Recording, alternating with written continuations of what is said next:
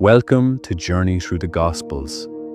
Here we explore the stories of the gospel through history, faith, and cinematic storytelling. As Passover drew near, the world around Jesus was becoming tense and heavy.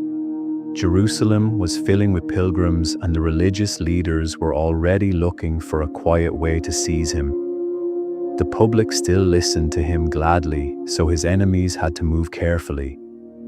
The final days had begun. Not far from Jerusalem stood Bethany, a small village on the slope near the Mount of Olives.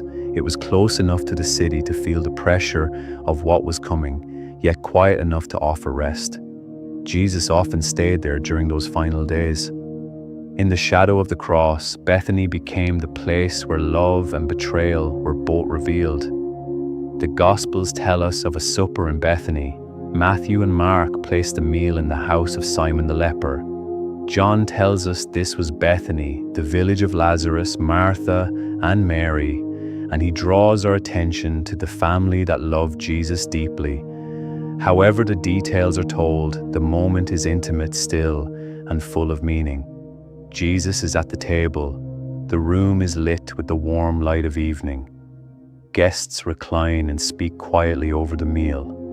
Then the silence changes because a woman enters, carrying an alabaster flask filled with very costly perfume. What happens next is simple but unforgettable. Matthew and Mark say she pours the ointment on his head. John tells us that Mary anoints his feet and wipes them with her hair.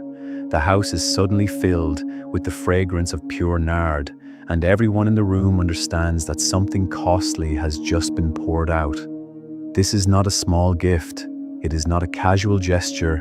It is a treasure broken open in one moment and given without taking anything back. The act is humble, lavish, and deeply personal.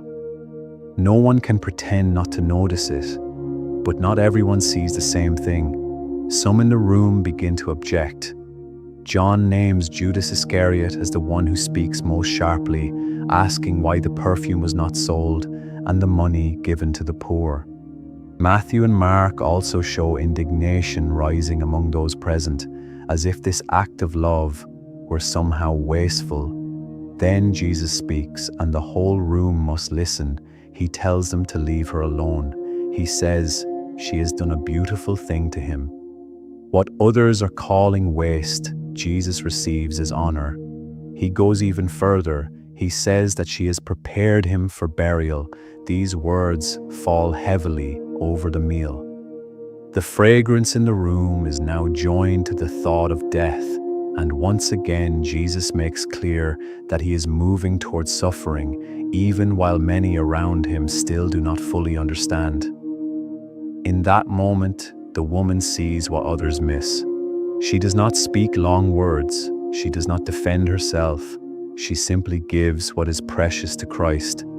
Her devotion is costly, visible, and full of love. Jesus promises that her act will not be forgotten. He says that wherever the gospel is proclaimed in the whole world, what she has done will be told in memory of her. That is remarkable. Empires rise and fall, rulers are forgotten, and yet this quiet act in Bethany is carried into the story of salvation. Then the scene turns dark. Luke tells us that Judas went away to the chief priests and officers to discuss how he might betray Jesus to them. Matthew tells us the amount that was agreed upon, 30 pieces of silver. While one heart pours out treasure before the Lord, another heart begins to measure the cost of handing him over.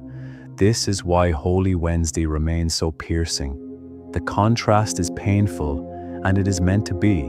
In Bethany, a house is filled with fragrance because love gives freely. In secret chambers, silver changes hands because betrayal has found its price. One act is open, beautiful, and remembered. The other is hidden, cold, and deadly. The story reaches beyond those first witnesses and comes to us as well. It asks what kind of heart we bring to Christ. Do we draw near with love, gratitude, and reverence, or do we keep our distance while still standing near holy things? The tragedy of Judas is not only the final act of betrayal, but the slow hardening that made it possible. The beauty of the woman in Bethany is that she does not hesitate.